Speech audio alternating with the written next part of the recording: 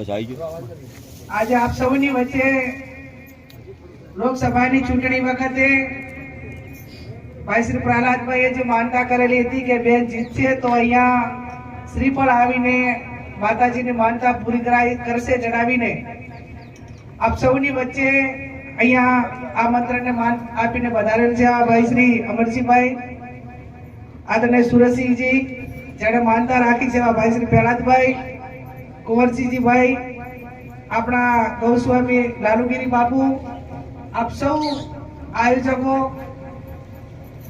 આપણે ત્યાંથી પાણીપુરાથી પણ મહેમાન છે અને એમને વાત કરી કે બેન બોર્ડર ઉપર છીએ, આ બાજુ બનાસકાંઠા અને આ બાજુ પાટણ, અને આમ તો બંને જિલ્લાના આપ સૌ વડીલો, યુવાન ભાઈઓ અને બહેનો, સૌ પ્રથમ તો તમારા સૌનો હૃદયપૂર્વક આભાર માનું છું. કાલે ટૂંકી નોટિસમાં આજે ઉત્તરાયણનો પવિત્ર દિવસ છે અને એ દિવસે આજે જયારે માનતા પૂરી કરી છે ત્યારે તમારા બધાની જ લાગણી મારા ઉપર હતી કે બેન જીતે એવી દુઆઓ પાટણ જિલ્લા હોવા છતાં, મતદારો આપણા બનાસકાંઠા ના હોવા છતાં પણ માનતા ઘણા બધા લોકોએ રાખેલી 5000 જેટલી માનતાઓ છે. પણ આ પ્રહલાદભાઈની માનતા વહેલી પતી એનું કારણ કે એમને એટલા ફોન આપતા હતા ને કીધું હવે તો કરે પાર મૂક્યો અને આજે એમની માનતા જે હતી એ પૂરી કરી. હરકવી માતાને જાહુબાને પ્રાર્થના કરું કે આપ સૌ હળી મળીને ભાઈચારાની ભાવના રહે અને જે ક્ષેત્રમાં છો એ ક્ષેત્રમાં ઉત્તર પ્રગતિ કરવા માટેની જગદંબા આપ સૌને આશીર્વાદ આપે, આપણા કુળદેવીના આશીર્વાદ મળે, સદારામ બાપુના આપ સૌને આશીર્વાદ મળે. વર્તમાન સમય એ ટેકનોલોજીનો યુગ છે. ટેકનોલોજી એટલે શિક્ષણનો યુગ છે. દરેક કોઈ પણ સમાજ હોય એને હવે પેઢી દર પેઢી, આમ તો આપણે મોટા ભાગના પરંપરાગત રીતે આપણે ખેડૂતો છીએ, પણ જેટલી આપણા બાપ દાદાઓને જેટલી જમીન હતી એટલી અત્યારે આપણે નથી, અને અત્યારે આપણે છે એટલી આપણી પેઢીને નથી રહેવાની. અને એટલા માટે કરીને જ્યાં ખેતી કરો પણ તો પણ આધુનિક અને ટેકનોલોજીના માધ્યમથી કરો કે જેમાં એનું વળતર સારું મળે, નાના મોટા વેપાર ધંધા અને સૌથી વધારે શિક્ષણ. ઘરમાં એવા પરિવારમાં કોઈ એવો પરિવાર ના હોવો જોઈએ, કુટુંબ ના હોવું જોઈએ કે એને સરકારી નોકરી કે ગમે તે નાના મોટી નોકરીમાં જોડાયેલા ના હોય. અને આ પ્રમાણેનો છે તો જ આવનાર સમયની અંદર આપણે બીજાની હરોળમાં ટકી રહેશું. અને સમય કોઈની પણ રાહ જોતો નથી. આજે આપણે અમે આ બાજુ આવીએ એટલે અમને ખૂબ આમ હરિયાળું લાગે, પણ હવે અમારે એ બાજુ વર્ષો પહેલા એવું હતું કે ત્યાં દુષ્કાળ ઉપર દુષ્કાળ પડતા, કોઈ સિંચાઈની પાણીની વ્યવસ્થા નથી અને લોકોને સ્થળાંતર કરીને બીજે મજૂરીએ જવું પડતું. અને એવા સમયમાં બીજે મજૂરી કરીને પણ જમીનો હાચવી તો અત્યારે બનાસકાંઠાની અંદર સૌથી વધારે હરિયાળું અને સૌથી મોટી ઉપજ જે વાવ તાલુકામાં કેનાલોના કારણે આજે ત્યાંના લોકોને ખૂબ આર્થિક રીતે સધર છે અને કોઈ લોનો પણ માફ નહીં છે. ભલે આ બાજુ આર્થિક રીતે વર્ષોથી પિયત ના બધું, પણ માથે દેવાના ડુંગર અને દેવાના ડુંગરના કારણે જે પેઢી દર પેઢી આપણે જે સ્વનિર્ભર આખો પરિવાર કે સમાજ કરવાનો છે ક્યાંક ને ક્યાંક નાના મોટી મુશ્કેલીઓમાં આપણે મુકાઈ અને એક જિંદગી એક ખાલી રાબેતા મુજબની જીવીએ છીએ. એટલે જ્યાં અંધશ્રદ્ધામાંથી દૂર રહેવું પડે. આપણી આસ્થા એ 100% છે. જેને પણ માનતા, ધારો કે પ્રહલાદભાઈએ માનતા કરી તો આટલા સુધી મારી આવવા માટેની ફરજ છે. અને ખરેખર હું તમને બધાને અભિનંદન આપું છું. મેં આજે આ મંદિરનું તમારું જે આસ્થાનું કેન્દ્ર હતું એ મને એનો સૌથી વિશેષ આનંદ એટલા માટે થયો કે એ મર્યાદિત ખર્ચામાં કર્યો છે અને તમે બેસવા, તમારા ફોટો બેસવા માટે સરસ મજાની મોટી સારી જગ્યાનું નિર્માણ કર્યું છે. એટલે મંદિર ગમે એવડું મોટું બનાવો તો પણ તમારી ભાવના ના હોય તો એ મંદિર કોઈ કામનું નથી. મંદિર ભલે નાનું હોય, ફોટો ભલે ખાલી છબી મૂકીને તમે દીવાબત્તી કરતા હો, પણ એ માત્ર ને માત્ર વૈભવી અને એને ચડાવવા બોલાવવા ખાતર અને ખાલી એને કરવા ખાતર કરો.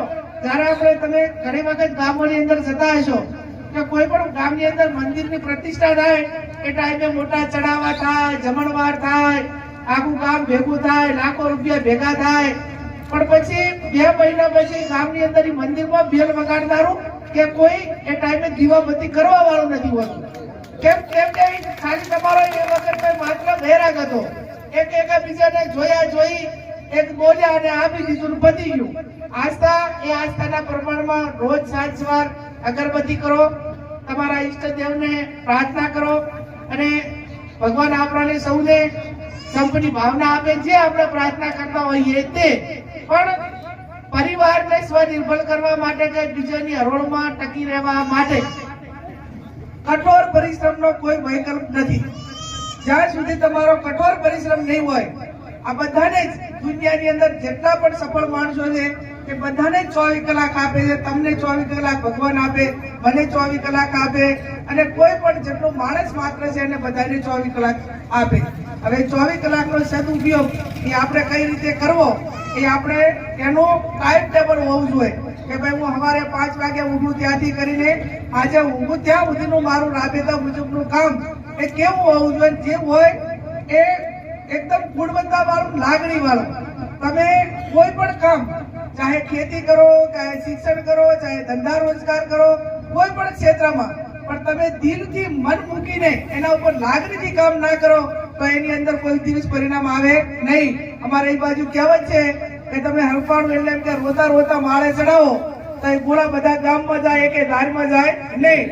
એટલે કોઈ પણ કાર્ય કરો, કોઈ પણ ક્ષેત્રની અંદર એ તનતોડ મહેનત કરો, મહેનત એવી કરો કે જે પરિણામ લક્ષી હોય અને જે બાજુ દેશ દિશા તરફ આપણને કંઈક મળવાનું છે, ચાહે શિક્ષણ હોય, ખેતી હોય, ધંધો રોજગાર હોય, એ પણ એવું કરો કે જેની અંદર આપણે સારા એવા પ્રમાણમાં એનું પ્રોફિટ અને વળતર મેળવીને આપણે પોતે સ્વનિર્ભર બની શકીએ અને સારું બાળકોને શિક્ષણ આપી શકીએ.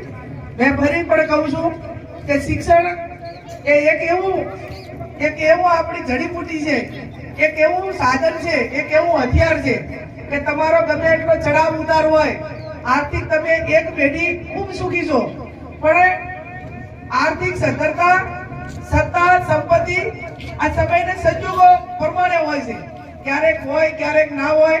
પણ જો તમે શિક્ષણ લીધેલું હોય તો કોઈ પણ પરિવાર હોય, એક જણનો ગમે એટલો થોડા ઘણો કથળ્યો હોય, તડકો છાયો આવ્યો હોય, પણ નિર્વ્યસની પરિવાર હોય અને શિક્ષણ મેળવેલો પરિવાર હોય તો એ પોતાનું ગણિત કરીને પણ પાછો સ્વનિર્ભર બનીને પાછા ઉભા થઈ શકશે.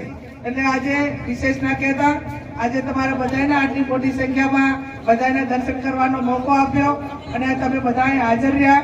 અને પોતાને એમ હતું કે આટલા બધાને હેરાન પહેલા જોઈએ નહીં કર્યા હોય, પણ તમે બધાએ જ લાગણી રાખીને અહીંયા તમે બધા આવ્યા છો. તમારો જેટલો હૃદયપૂર્વક આભાર માનું એટલો ઓછો છે.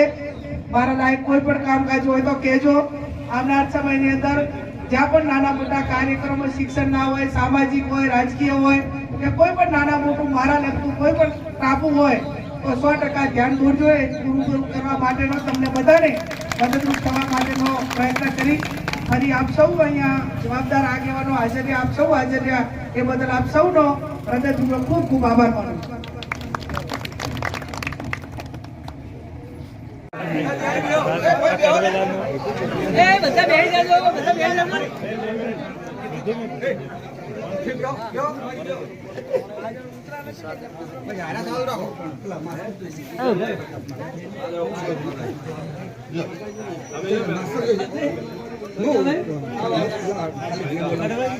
બોલ શ્રી અડકમાઈ માતા કી જય. હલો, જોરદાર આપણે જયકાર કરશું. બેન શ્રી આપણી પવિત્ર ભૂમિ પર અહીંયા વધાર્યા છે. બે હાથ ઊંચા કરી બોલો શ્રી અડકમાઈ માતા કી જય. જ્યારે બનાસકાંઠાની વાત હોય કે ઉત્તરમાં અંબાજી આસન, પાલનપુરમાં પાતાળેશ્વર પૂજાતા પરમેશ્વર, રણના કાંઠે કરે રઘોપા નરેશ્વરથી નાતો, સૌથી પ્યારો સૌથી ન્યારો અમારો બનાસકાંઠો. એવા બનાસકાંઠાના આપણા સિંહણ નામથી અને સૌએ ગુલામનું નામ ધારણ કર્યું છે બેનશ્રી કે બનાસની બેન. એવા બેનશ્રી અહીંયા આપણી પવિત્ર ભૂમિ પર વધાર્યા છે. એ બદલ અમે